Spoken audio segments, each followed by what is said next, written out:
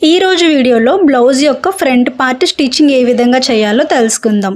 ఇది ఒక princess cut blouse. First blouse యొక్క లైనింగ్ పార్ట్ని మాత్రమే తీసుకొని ఫ్రంట్ పార్ట్లో ఇలాగా left side right side organise చేసుకోవాలి. ఇప్పుడు ఓన్లీ లైనింగ్ పార్ట్ని మాత్రమే మనం స్టిచ్చింగ్ చేసుకుంటున్నాం. మళ్ళీ రిపీట్ చేస్తున్నానండి, లైనింగ్ పార్ట్ని మాత్రమే మనం స్టిచ్చింగ్ చేసుకుంటున్నాం. బ్యాక్ పార్ట్ వీడియో ఎవరైనా చూడకపోయి ఉంటుంటే ఒకసారి ఆ వీడియో వాచ్ చేసిన తర్వాత ఈ వీడియో చూడండి, క్లియర్గా అర్థమవుతుంది. ప్రిన్సెస్ కట్ బ్లౌజ్ని ఇలా హెచ్చు తగ్గులు రాకుండా కరెక్ట్గా అటాచ్ చేసుకోవడం అనేది చాలా కష్టమైన పని. కాబట్టి ముందుగానే స్ట్రైట్గా ఈక్వల్గా ఉన్నదో లేదో క్లాత్ని అడ్జస్ట్ చేసుకొని అప్పుడు స్టిచ్చింగ్ని స్టార్ట్ చేయాలి. స్టిచ్చింగ్ చేస్తున్నప్పుడు మిషన్ పాదం యొక్క ఎడ్జ్ క్లాత్ యొక్క ఎడ్జ్కి సమానంగా రన్ అయ్యే విధంగా ఆ మెజర్మెంట్లోనే స్టిచ్చింగ్ వేసుకుంటూ వెళ్ళాలి. అప్పుడు కరెక్ట్గా మనకి 1/2 ఇంచ్ స్టిచ్ అనేది పడుతుంది క్లాత్ మీద. అండ్ ఇంకో విషయం ఏంటి అంటే పై క్లాత్ని కానీ కింది క్లాత్ని కానీ ఏ మాత్రము స్ట్రెచ్ చేయకూడదు. క్లాత్ని చాలా లూజ్గా అలా ఉంచి సమానంగా పెట్టుకుంటూ ఫుట్ని కూడా అటు ఇటు క్రాస్ అవ్వకుండా కొంచెం ఫోకస్ మీద స్టిచ్చింగ్ చేసుకుంటూ వెళ్ళాలి. అండ్ ఇక్కడ మీరు గుర్తుపెట్టుకోవాల్సిన విషయం ఏంటి అంటే ఇది మీరు వీడియోని బాగా క్లియర్గా గమనిస్తేనే అర్థమవుతుంది. నేను ఎంత వాయిస్ ఓవర్ క్లారిటీగా ఎక్స్ప్లెయిన్ చేసినా ఇది అర్థమయ్యే విషయం కాదు. చూడండి, నేను కొంచెంగా క్లాత్ని జరుపుకుంటూ పైకి కిందికి అడ్జస్ట్ చేసుకుంటూ ఆ బోర్డర్ ఏదైతే ఉందో దాన్ని ఈక్వల్గా పెట్టుకుంటూ వెళ్తున్నాను.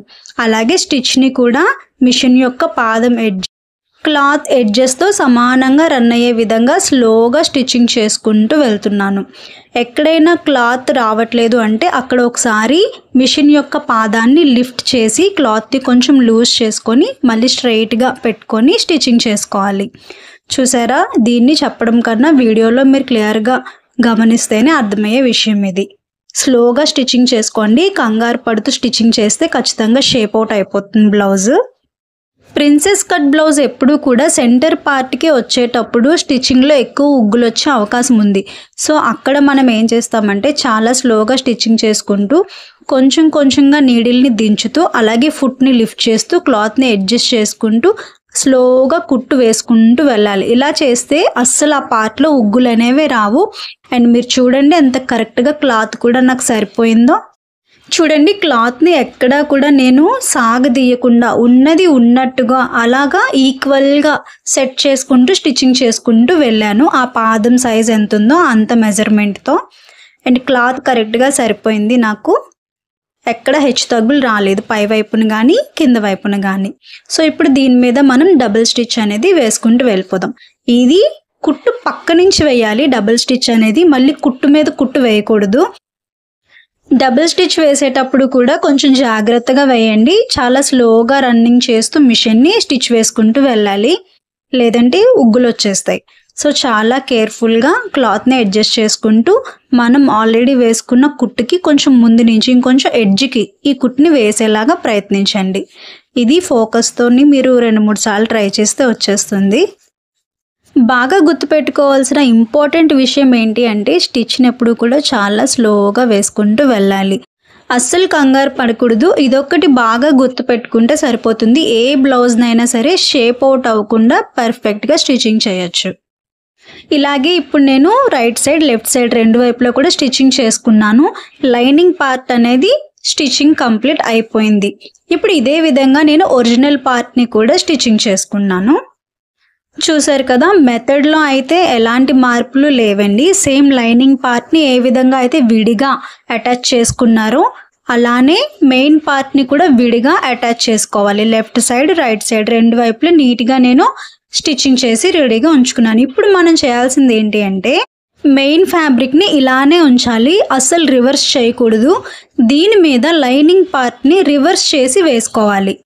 అంటే మెయిన్ పార్ట్ ప్లెయిన్గా ఉండాలి, లైనింగ్ పార్ట్ ఖర్చులు పైకి కనిపించే విధంగా మెయిన్ ఫ్యాబ్రిక్ మీద వీడియోలో నేను చూపిస్తున్న విధంగా వేసుకోవాలి. చూసారు కదా, ఈ విధంగా నేను మెయిన్ ఫ్యాబ్రిక్ మీద లైనింగ్ ఫ్యాబ్రిక్ని వేశాను. ఇప్పుడు మనం ఏం చేయాలి అంటే క్లాత్ని ఈక్వల్గా పెట్టి నెక్ని సపోర్టివ్ పిన్స్తో మెయిన్ ఫ్యాబ్రిక్కి అటాచ్ చేసుకోవాలి.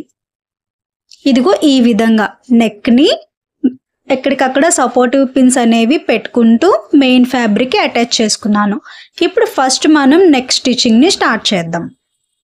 నేను ప్రతి వీడియోలో రిపీట్ చేస్తున్న విషయమే ఇది. నెక్ని స్టిచ్చింగ్ చేసేటప్పుడు ఖచ్చితంగా సపోర్టివ్ పిన్స్ అనేవి పెట్టుకోండి. లేదంటే లైనింగ్ ఫ్యాబ్రిక్ అటు ఇటు జరిగితే మెయిన్ ఫ్యాబ్రిక్లో హెచ్చుతగ్గులు వచ్చేస్తాయి.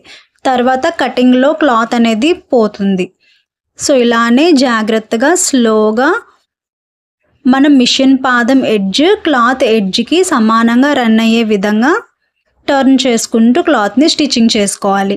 ఆల్రెడీ నేను బ్లౌజ్ యొక్క బ్యాక్ పార్ట్ వీడియోలో నెక్ని ఏ విధంగా క్లారిటీగా స్టిచ్చింగ్ చేసుకోవాలనేది చాలా వివరంగా చూపించాను. అందుకే ఈ వీడియోలో కొంచెం ఫాస్ట్ ఫార్వర్డ్లో చూపిస్తున్నాను.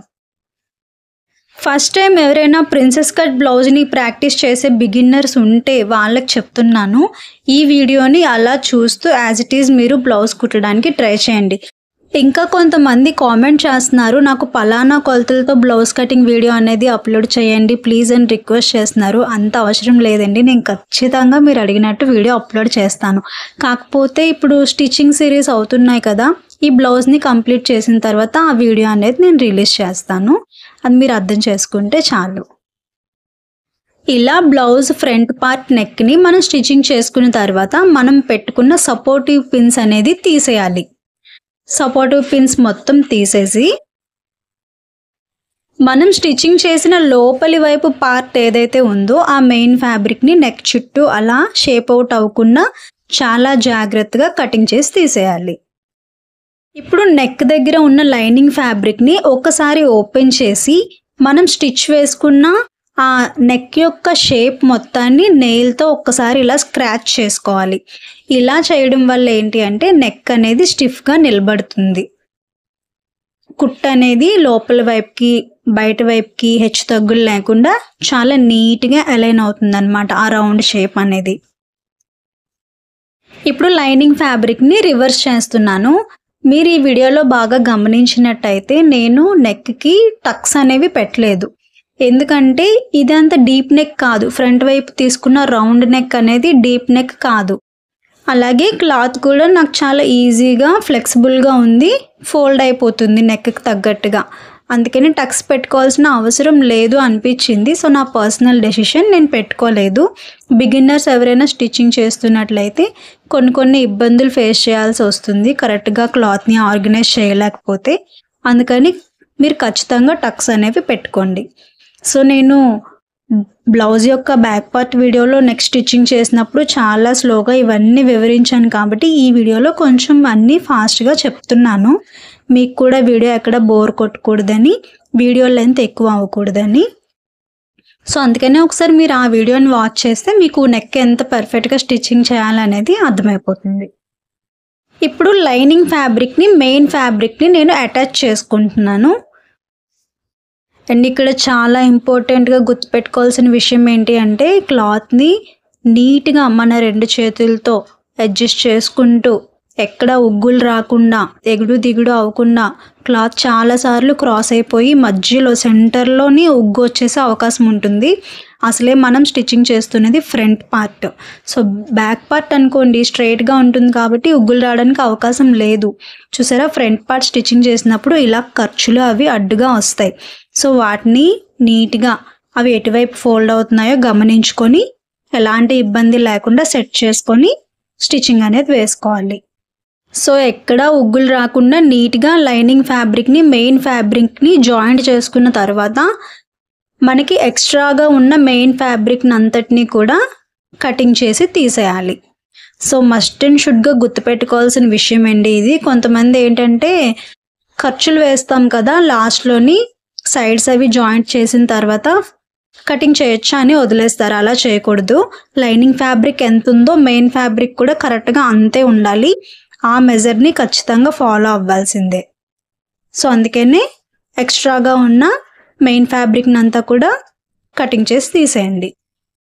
సో ఇప్పుడు మనం పర్ఫెక్ట్గా లైనింగ్ ఫ్యాబ్రిక్ని చూసారా ఎంత పర్ఫెక్ట్గా మెయిన్ ఫ్యాబ్రిక్కి అటాచ్ చేసేసాము. రెండు కూడా చాలా పర్ఫెక్ట్గా ఖర్చులు అనేవి బయటికి అస్సలు డిస్ప్లే అవ్వకుండా ఒక ఇన్విజిబుల్ మెథడ్లో అయితే స్టిచ్చింగ్ కంప్లీట్ అయిపోయింది ఫ్రంట్ పార్ట్. ఇక్కడ బ్లౌజ్ యొక్క ఫ్రంట్ పార్ట్లో లాస్ట్లోని పట్టి అనేది వేసాను, ఒక 2 ఇంచెస్ బెల్ట్.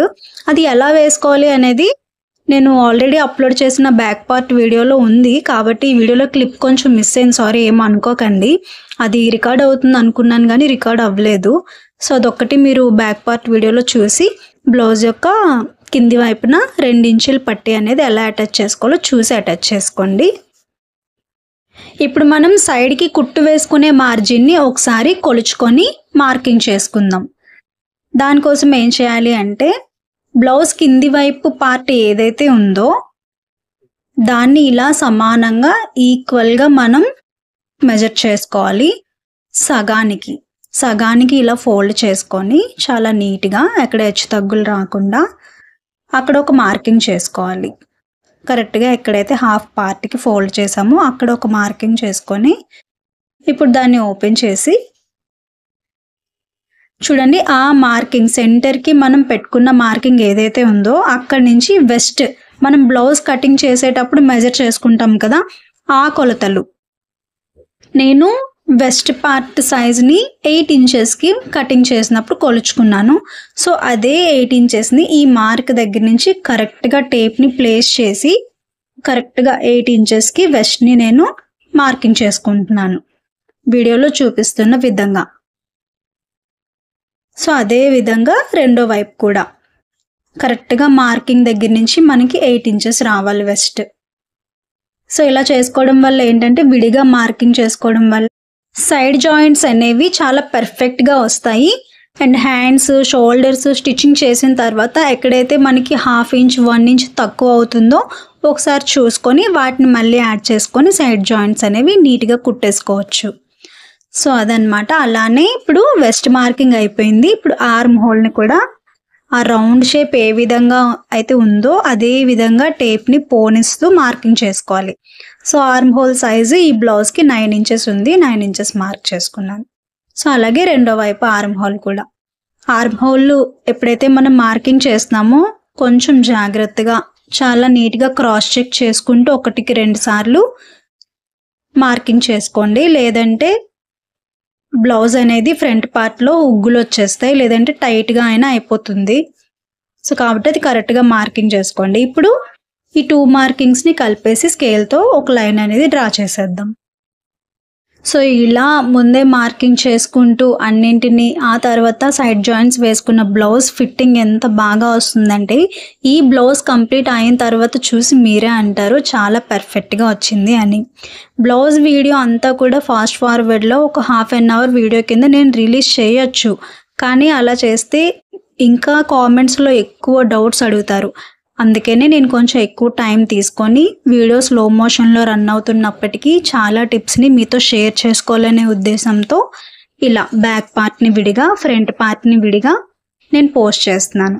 అండ్ మన ఫ్రంట్ పార్ట్ అయితే ఇలా కంప్లీట్ అయింది మొత్తానికి. చూసారు కదా షేప్ ఎంత పర్ఫెక్ట్గా వచ్చింది, మెజర్మెంట్స్ ఎక్కడా తక్కువ రాలేదు, మనం తీసుకున్న ఖర్చులు మన కొలతలు అన్నీ కూడా కరెక్ట్గా వచ్చేసాయి సైడ్ జాయింట్స్తో సహా.